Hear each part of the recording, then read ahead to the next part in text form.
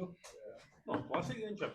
No, it certainly wasn't. I've got no. I don't need to guess what game will be last on the highlight show tonight. It'll definitely be that one. It was, very, very scrappy game. You know what you're going to get with St Mirren.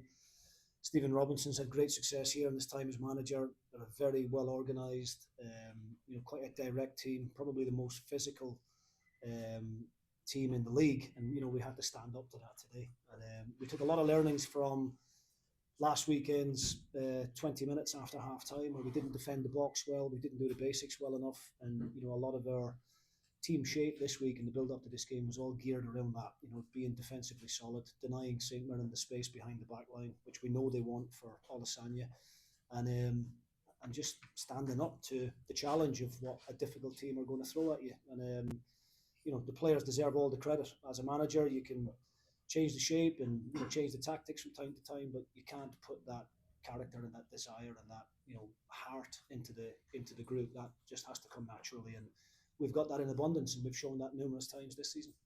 Unbeaten on the road in the Premiership, that must be really satisfying for you, including wins at Hearts and here. Yeah, definitely. I mean, any points on the road is huge. That's our third game now, if you include the Motherwell game in the Cup, away from home. So we're really looking forward to getting back to Tannadice after the international break. But the players have been excellent. Going to Tynecastle and winning, coming here and winning. Some really difficult games. And if you probably told the St Mirren fans going into the second international, the St Mirren fans, the Dundee United supporters, if you'd have told them going into the second international break that we would be sitting in the top six in the position that we're in, I'm pretty sure every one of them would have taken that. And all your substitutions, Jim, it was good from the point of view that the players right away notched right onto it, wasn't it? Yeah, definitely. I mean, we started the game in a 3-5-2. Stephen caught us on the hop, I have to be honest, before the game. I think he's played a back four probably a handful of times since he's been here as manager. 90% of that time has been 3-5-2. Obviously, that's what we have to prepare for because that's the way that they've played all season. But we've had to adapt during the game. We had to sacrifice Jort van der Sand to try and get a little bit more pressure on their fullbacks, push Lucas Stevenson a bit higher, and obviously Glenn Middleton on the left. And I thought that did, quell that kind of passage for St Mirren a lot. But listen, it's about results. We know that. This game is all about results. But we know we can play better. We have to do better on the ball.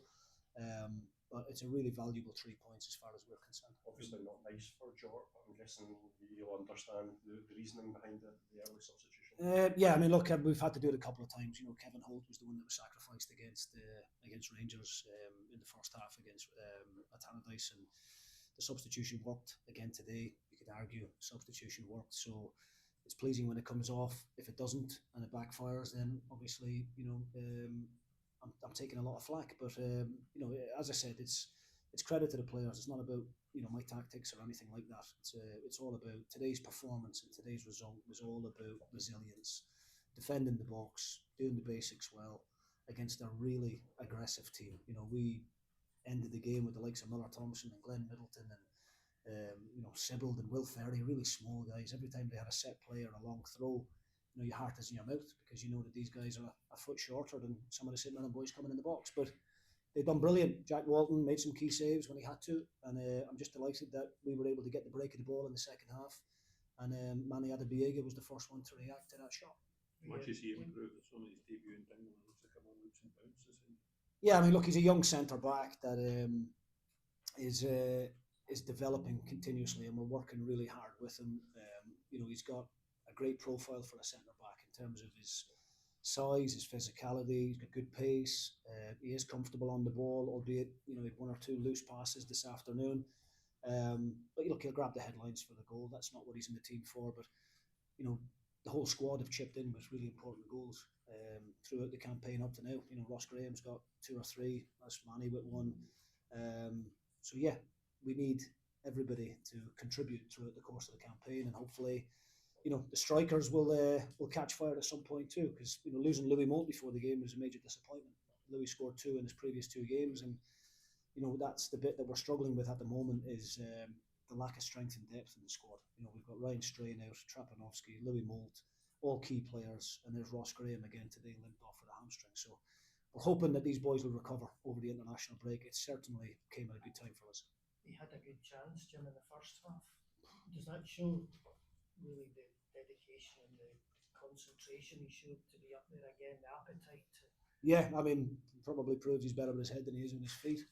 I don't know how we missed that chance in the first half, and we said that in the not so nice words at half time.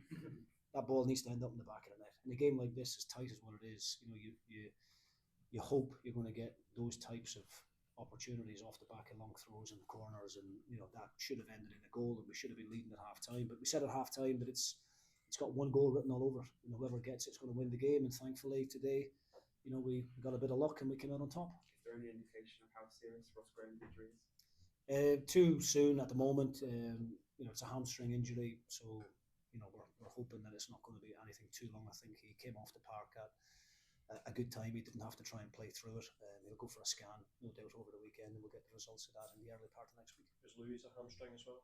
No, Louis actually got a bang on his right knee in the game against Kilmarnock, and couldn't finish the game. We gave him every chance possible in the build up to this one, but unfortunately the game came too soon. So fingers crossed, Multi will recover in time for the next one. I know you had a bounce game in the last international break. Is that something you're looking at this one, or how you keep things taking over? No, we don't have the personnel available to us, unfortunately, in this one with the injuries to Trapanovsky, now to Moult, to Ross Graham. We would have likened to have a friendly behind closed doors, but it's not feasible, unfortunately, with the amount of guys away in international duty, and now the amount of guys we've got in the treatment room. All right, thanks guys, all the best.